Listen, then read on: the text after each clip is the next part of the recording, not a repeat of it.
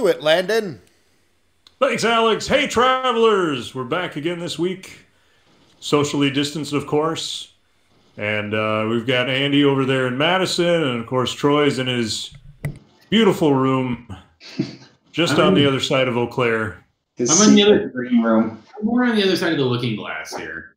Yeah. You're not that far away from me. And then, of course, we have Alex here, too. And he's only, a handful of blocks away from me. So.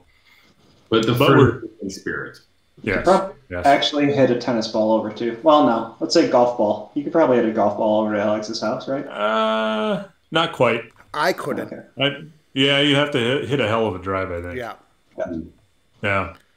And there's too many damn trees. I mean, let's be honest. This is Wisconsin, so never getting over all those darn trees. Anyway. Landon, you actually got us a theme for the evening, which is not.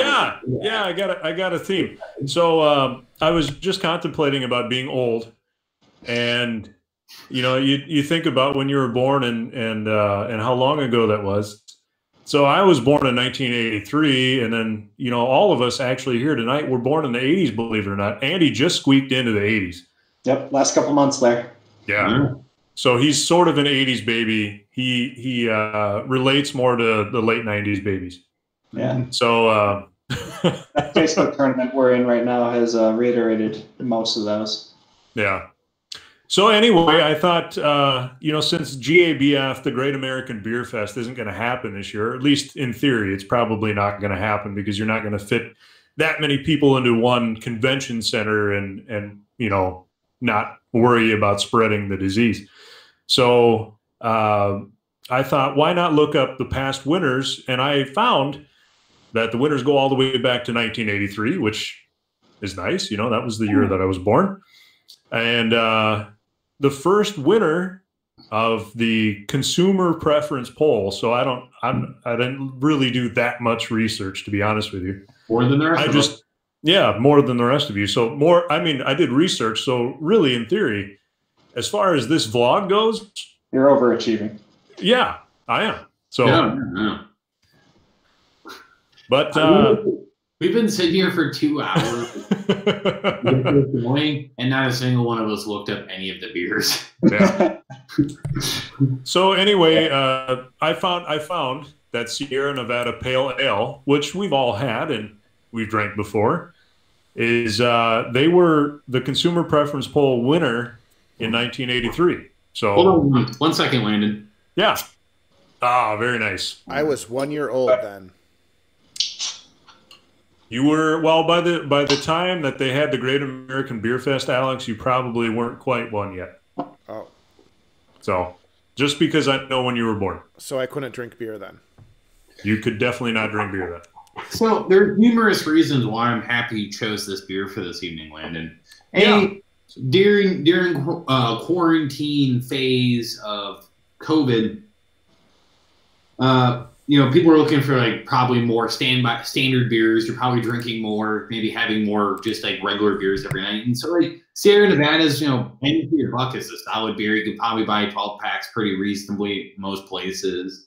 Andy's got cans, right, Andy? Yep. Different formats. So it's just one of those beers that everyone probably has had, might even have at home tonight. So if you have one, go grab one. Drink with us. Yeah. And then let us know what you think in the comments. Or if you've had it before, let us know. And especially now, too, because a lot of breweries in different parts of the country are being hit differently by shutdown and quarantine stuff. So some of them are only focusing on making a couple of their core beers because they want to limit staff and whatnot, which is respectable. Right. So, this is a good time to support those breweries by buying the beers they're making, like probably Sierra Nevada Pale. I don't know if they're doing it. I don't know. Once again, we didn't do any homework here. No idea. Well, Sierra Nevada is so far away from us that, Yeah. It's hard enough just to pay attention to the local, what I would call local breweries around here, the ones that we go to. It's hard enough to, pay enough attention and do them justice, For sure. But that's like I said, that's why you might be buying 12 packs of this, just to you get your 6-pack of local stuff, your 12-pack of something crushable. Yep. And really, you look at the color of it, it's pretty. And I just realized we're drinking out of the same glass too. Yeah, very nice. I gave you guys both those glasses. Yes, you did. Thanks, Troy. Thanks, Troy. No one can see Alex. You guys can see Alex, but we can't see Alex. So none of us have any idea what he's doing over there. I'm drinking an Ambibulous beer. It's called Lady Oh. Red. Ah, very nice. I'm Yeah, Bibulous. you're just a voice, Alex. I know. I'm a disembodied voice for my fellow travelers. Alex, in many ways, this is how I've always envisioned you. It's just a floating voice in your head. But you're More like "Ow." a Charlie's Angels kind of thing. Yeah. Oh, yeah. You can call me No. Charlie, Troy. I was also thinking more like Hal on 2001: A Space Odyssey. Like you're a computer, Oh. you run the ship because like we can't do this without you. I can't do that, Troy. I You can't run do the- that, Troy. You're just a voice. I'm sorry, Troy. I'm sorry, Troy, but I can't do that. But can you open the bay doors? I'm sorry, Andy, but I can't do that. I'm running OBS right now. All you guys, like I said, you guys can see him, but we cannot. So all we see Yeah. is this radiating audio. So, Troy, we'll talk a little bit about pale ale because it's not really the actual pale ale. You don't see much of it anymore. I know, yeah. For a beer that was like, well, I have numerous things to say about a pale ale. Yeah, no. First of which being, go to a brewery, get a pale ale. And like, you go to a brewery, you always want to get something different, you want to get something weird. But if a brewery can make a solid pale ale, they can probably do everything else well. It's a good benchmark because you've had enough pale ales by now, hopefully, that you can be able to be like, yeah, these guys are a little odd, Sort of aside, but Sierra Nevada Pale Ale, I think what makes this beer particularly good amongst pale ales, it's just like a really soft one. I feel like I can drink it. It almost has like a silky vibe to it. Mhm. Yeah. Mouthfeel. And that just makes it like and that's not necessarily common in all pale ales. So I think it makes it special and kind of, despite being around for, like you said, 1983, which is how old are you, Landon? 37. Yeah. What makes it a relevant beer 37 years ago in a market that's ever rapidly changing is impressive. Yeah. Yeah. It's crazy. Yeah. I mean, to think that a craft beer, what we would consider a craft beer, had been around for 37 years. Yeah.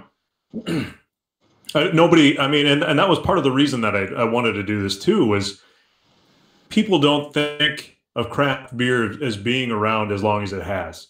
Yeah. Or what we would consider a craft beer. Just might have just not been in your neighborhood. Yeah. Right. In reading that book from Josh Noel, the author that we met out in Montana, Landon, he went through in that book the barrel aged stout and selling out. He went before he got into the whole Goose Island thing. He was also telling along the same side just the history of what other craft breweries were doing alongside or even before Goose Island was doing. And I had that same realization. Like, I had no idea some of these places have been around that long. Yeah. Right. And I mean, I'm even just looking at the bottle now. Sierra Nevada says they've been around since 1980. That's crazy. Yeah. That's you just don't think, the boom that we're having. We've talked about this several times. The boom that we're having basically started the year that we started this. Mm-hmm. It really started picking up in about 2016. 2014. I'm sorry. Yeah, 2014. There's been a definite that went from like 1 to 2 to 4. It's been exponentially just Right. increasing Mm-hmm. to the point where Durand has a brewery. Durand, Wisconsin has a brewery. I've been. It's not. And I can say that because we have no fans from Durand. Maybe we do. Yeah. We might actually be too harsh. The guy who owns Durand Brewery is actually Those guys are fun though. I met those guys. Yeah. But yeah, it's a great beer, and to have it be around that long and to have people still drinking it, that's Yeah. It kind of blew my mind. I would consider this one of the more like crushable pale ales. Yeah. Exactly. On the market these days. But back in 1983, this was probably a hop bomb that was like melting people's faces off. No, yeah, that's a fantastic point, Andy. Yeah, this was like just imagine the first time someone drank this. It had to just be an uppercut to the face. Right. Most Americans were not ready for it. Especially coming from like your American lagers and the mass-produced beer that was ruling at the time. Yeah. Up until that point. Yeah. So anyway, we have one more beer. Troy and I are the only ones that have this beer because Andy can't find it in Madison, and I wasn't gonna ship him a bottle. Yep. So I'm at least drinking out of their glassware. yes, you are. So the Summit Great Northern Porter, they won gold in 1987, the year that Troy was born. My birthday. What? Yeah. And they won it of course in the porter category. But even then, so think about it, 1987, and we did it. By the way, did you know that we did an episode at Summit? If you didn't know that and you want to watch it, you should go to our YouTube channel. I think we have some of the best shots in that brewery. If you just are looking for like some beer porn, like brewery porn to look at, that might be one for you to go to. And it's changed just slightly since we've been there. They're Ratskeller. Yeah, their Ratskeller's a little different, but I mean not like abundantly different. It's just a little different.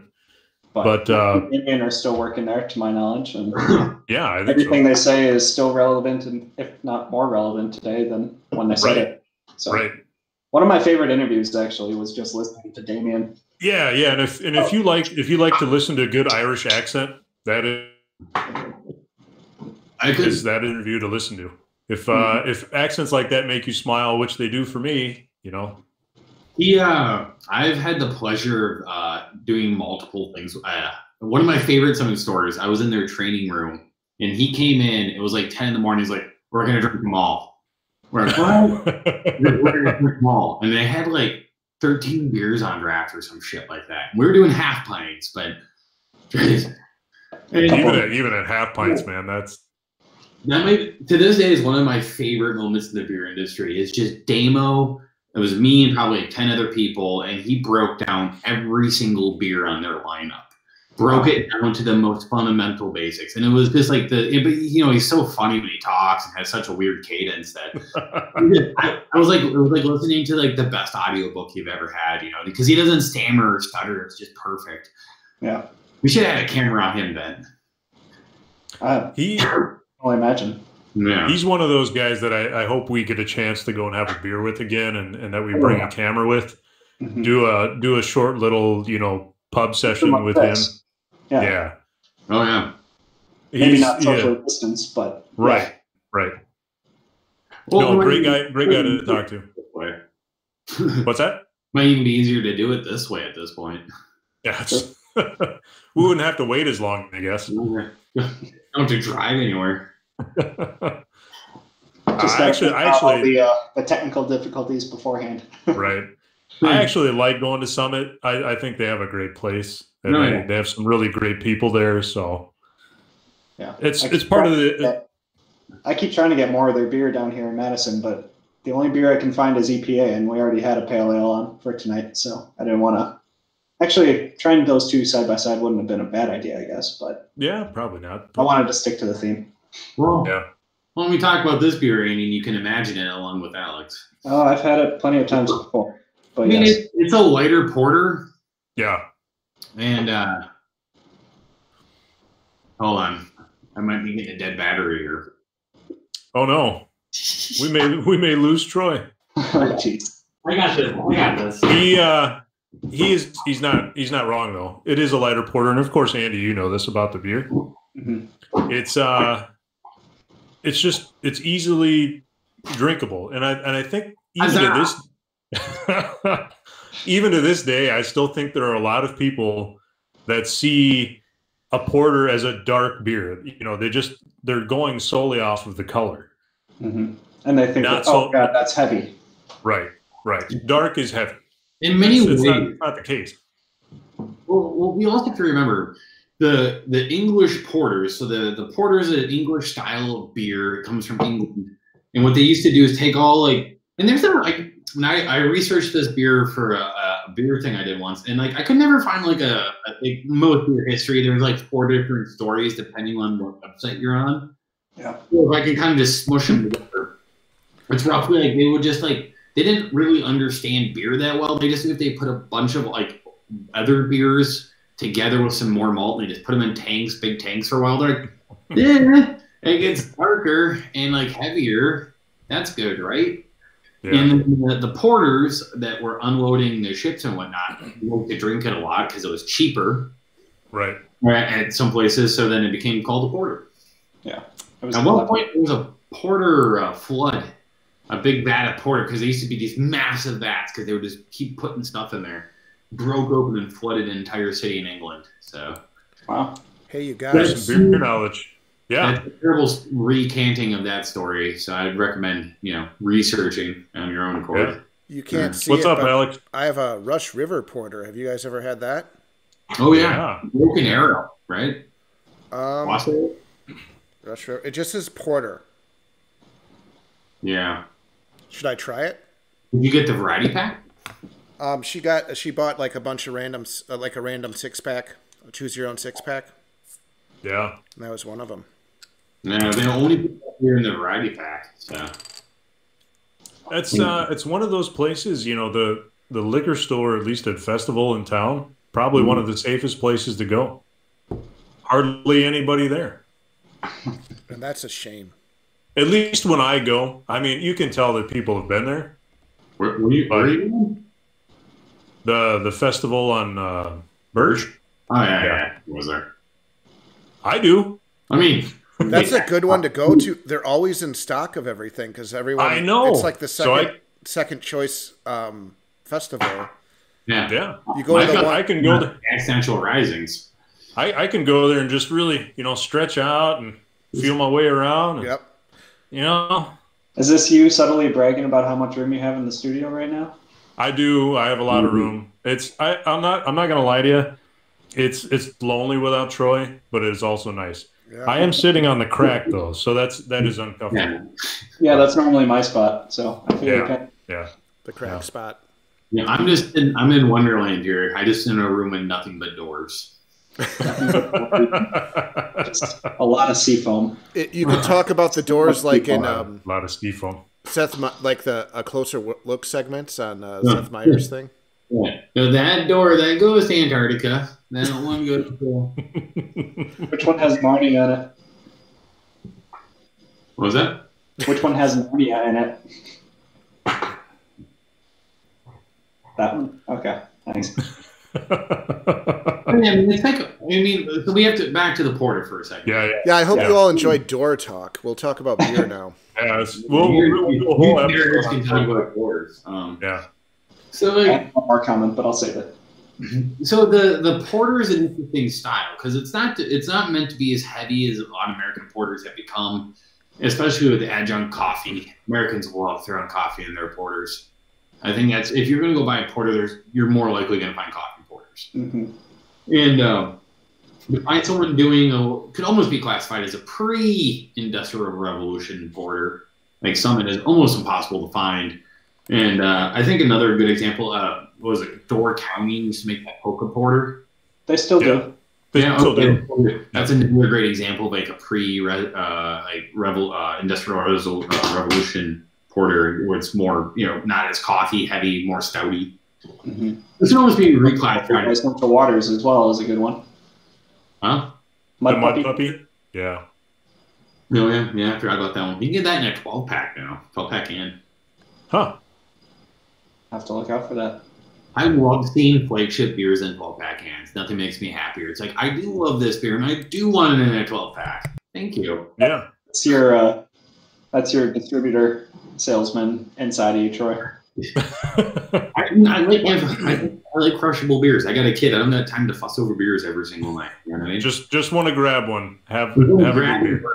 Yeah. Pop and burn. Anyway, I will also mention it is American Craft Beer Week. So I can tell on the radar. Yeah. And I've been posting. Yeah, there's a lot of things going on. So I've been posting about that. Check us out on Instagram, of course, where those posts are going mostly. because Facebook is so, your grandma's social media. But we do still do stuff on there. And of course, let us know what you've been drinking for American Craft Beer Week, because we like to hear from you. Yeah. Especially those of you that love Troy. We have to get Landon on a TikTok. I can be on TikTok, sure. I feel like you are a TikTok star in the making, Landon. You think so? All right. Troy, you're going to be our TikTok guy. I feel like TikTok's a lot of music, so that already dequalifies me. It's more dancing than anything. Yeah, out that. You know who we should get on TikTok is Adam. We should get Adam. Oh, yeah, he would be good. Oh, yeah. Although, Troy, why don't you do some TikTok dance auditioning right now? Yeah. Ooh, probably in your seafoam room. Hey, Alex, do you think we could get a good key on that seafoam green? Yeah, I think we could. Ooh. Can we get a little disco vibe in here, please? Anyway, before we get way down the TikTok road, I'm going to cut it short. So we've been going long enough, and if we're starting to talk about TikTok, I think we're done. What the kids are doing, Yeah. Anyway, like I said, check us out on the Instagrams, and of course here at YouTube. And someday we're going to have Troy. We'll do a video about Troy getting his hair cut again. Yeah, I don't know. Because, we need to get something out of this because my hair's ridiculous. Yeah, maybe we'll work into a donate to a charity kind of a thing or something. Yeah. I don't know. I don't know if any charity's going to want that hair though. Yeah, maybe not. Anyway, check us out. Brillo pad. Yeah. Anyway, check us out on all that stuff. And if you haven't already subscribed, damn it, you need to do that now. So, what do we need to do here? Beg? Yeah. You hear me beg? Do we hear a grown man beg? We need to give away more free stuff. Is that what we got to do? I'll get a haircut. Yeah, Troy will get a haircut. Anyway, who knows what we'll do next week, but we'll do something. We'll be here, I promise. So until then. There will definitely be drinking happening. Yeah. We'll see everybody. Prost. Cheers. Bye. Hey everybody, thanks for watching. If you like what you saw, you can click down below where there's some more episodes for you to watch. And don't forget to like, comment, and subscribe on episodes that you do watch. We hope to see you next time.